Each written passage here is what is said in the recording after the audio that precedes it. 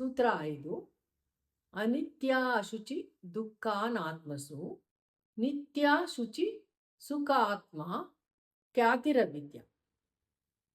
ಪದಗಳ ವಿಭಾಗ: ಅನಿತ್ಯ, ಅಶುಚಿ, ದುಃಖ, ಅನಾತ್ಮ. ನಿತ್ಯ, ಶುಚಿ, ಸುಖ, ಆತ್ಮ, ಖ್ಯಾತಿ, ಅವಿದ್ಯ. ಇದು ಪದಗಳ ವಿಭಾಗ. ಅನಿತ್ಯ ಅಂದರೆ ನಿತ್ಯವಲ್ಲದ್ದು, ಬದಲಾವಣೆಯನ್ನು ಹೊಂದುವಂಥದ್ದು, ಅಶಾಶ್ವತವಾದದ್ದು. ಅಶುಚಿ ಅಂದರೆ ಮಲಿನತೆಯಿಂದ ಕೂಡಿರುವಂಥದ್ದು, ಕೊಳಕಾಗಿರುವಂಥದ್ದು, ಅಶುದ್ಧಿಯಿಂದ ಕೂಡಿರುವಂಥದ್ದು. ದುಃಖ: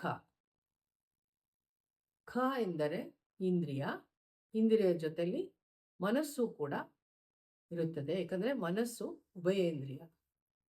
ದು ಅಂದರೆ ಕೆಟ್ಟದ್ದು, ಅಹಿತವಾದಂಥ. ದುಃಖ ಎಂದರೆ ಇಂದ್ರಿಯ ಹಾಗೂ ಮನಸ್ಸಿಗೆ ಅಹಿತಕರ ಆಗುವಂಥದ್ದು. ಅನಾತ್ಮ: ಅನಾತ್ಮ ಅಂದರೆ ಆತ್ಮವಲ್ಲದ್ದು, ಚೈತನ್ಯವಿಲ್ಲದೆ ಇರುವಂಥದ್ದು, ಅಶಾಶ್ವತವಾದದ್ದು. ನಿತ್ಯ ಎಂದರೆ ಶಾಶ್ವತವಾಗಿರುವಂಥದ್ದು, ಅಮರವಾಗಿರುವಂಥದ್ದು, ನಾಶವಿಲ್ಲದೆ ಇರುವಂಥದ್ದು, ಆದಿ ಮಧ್ಯ ಅಂತ ರಹಿತವಾಗಿರುವಂಥದ್ದು. ಶುಚಿ ಎಂದರೆ ಶುಭ್ರವಾಗಿರುವಂಥದ್ದು, ಪರಿಶುದ್ಧವಾಗಿರುವಂಥದ್ದು, ಸ್ವಚ್ಛವಾಗಿರುವಂಥದ್ದು. ಆತ್ಮನ್ ಎಂದರೆ ಸಚ್ಚಿತ್ ಆನಂದಗಳನ್ನು ನಿರ್ಭಾವದಿಂದ ಧರಿಸಿರುವಂಥದ್ದು, ಸ್ವಯಂ ಚೈತನ್ಯವುಳ್ಳಂಥದ್ದು, ಸ್ವಪ್ರಕಾಶದಿಂದ ಕೂಡಿರುವಂಥದ್ದು, ನಿರಾಕಾರ, ನಿರಂಜನ, ಅಚಲ, ಅಚ್ಯುತ, ಅಕ್ಷರ, ಅವಿನಾಶಿ, ಅಮೂರ್ತ ಹಾಗೂ ಸರ್ವಾಂತರ್ಯಾಮಿಯಾಗಿರುವಂತಹ ತತ್ವ. ಇದೇ ಸೃಷ್ಟಿಯ ಸಾರಾಂಶ. ಈ ಅವಸ್ಥೆಯನ್ನು ತಲುಪುವುದೇ ಯೋಗಶಾಸ್ತ್ರದ ಗುರಿಯಾಗಿರುತ್ತದೆ. ಇನ್ನು ಖ್ಯಾತಿ: ಖ್ಯಾತಿ ಅಂದರೆ ಲೋಕಜ್ಞಾನ, ಅಂದರೆ ರೂಢಿಗತವಾಗಿರುವಂತಹ ತಿಳುವಳಿಕೆ. ಅವಿದ್ಯೆ ಎಂದರೆ ತಪ್ಪು ತಿಳುವಳಿಕೆ, ಅಜ್ಞಾನ.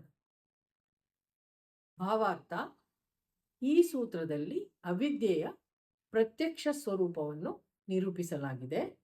ಜೀವಾತ್ಮನು ಅವಿದ್ಯೆಯಿಂದಾಗಿ ಅನಿತ್ಯವಾದುದನ್ನು ನಿತ್ಯವೆಂದು, ಅಶುಚಿಯಾಗಿರುವುದನ್ನು ಪರಿಶುದ್ಧವೆಂದು, ದುಃಖ ಉಂಟು ಮಾಡುವುದನ್ನು ಸುಖ ಉಂಟು ಮಾಡುವುದೆಂದು, ಜಡತತ್ವದಿಂದ ಕೂಡಿರುವುದನ್ನು ಚೇತನ ತತ್ವವೆಂದು ತಪ್ಪು ತಪ್ಪಾಗಿ ತಿಳಿದುಕೊಳ್ಳುತ್ತಾರೆ. ಸೂತ್ರ 6. ದೃಗ್ದರ್ಶನ ಶಕ್ತಿಯೋರೇಕಾತ್ಮತೇವಾಸ್ಮಿತ. ಪದಗಳ ವಿಭಾಗ: ದೃಕ್ ದರ್ಶನ ಶಕ್ತಿ, ಈ ಏಕಾತ್ಮತ, ಇವ ಅಸ್ಮಿತ. ದೃಕ್ ಅಂದರೆ ಕಣ್ಣು, ನೋಟ. ದರ್ಶನ ಶಕ್ತಿ ಅಂದರೆ ನೋಡುವ ಸಾಮರ್ಥ್ಯ. ಏಕಾತ್ಮತ ನೋಡುವ ಶಕ್ತಿಯು ಒಂದೇ ಎಂಬ ಭಾವನೆ. ಅಂದರೆ ನೋಡುವ ಸಾಮರ್ಥ್ಯವು ಅದರ ಸಾಧನ ಒಂದೇ. ಇಲ್ಲಿ ಆತ್ಮ ಮತ್ತು ದೇಹ. ಇವ ಅಂದರೆ ಈ ರೀತಿ. ಅಸ್ಮಿತ ಅಹಂಕಾರ.